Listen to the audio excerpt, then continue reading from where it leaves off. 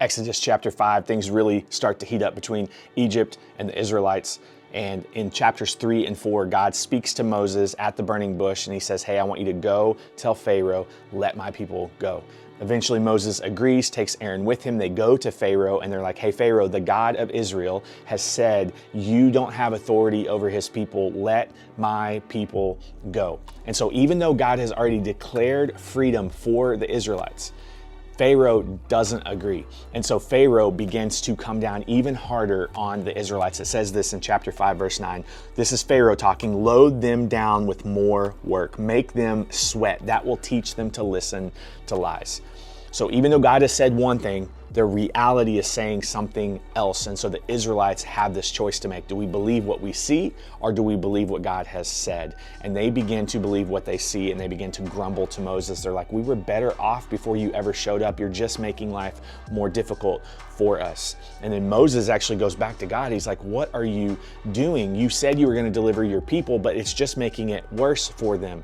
Now, if you hang in there, you're going to see this come full circle and God is going to bring redemption and freedom to his people. But in this moment, reality does not agree with what God has said.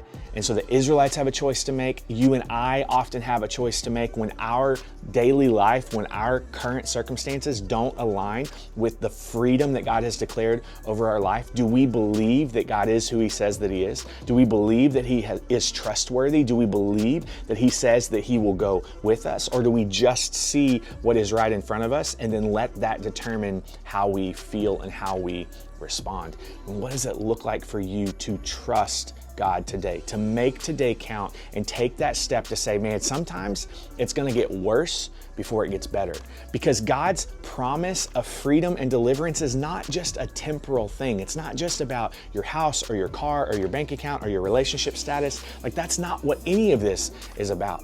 And so when God says, hey, I declare that I will go with you. I declare that I work all things together for the good of those who love me and are called according to his purpose, like it says in Romans 8:28. Man, for your good does not always mean that you're going to see this immediate response in your reality. Sometimes things are going to get worse before they get better. The question is, are you going to trust?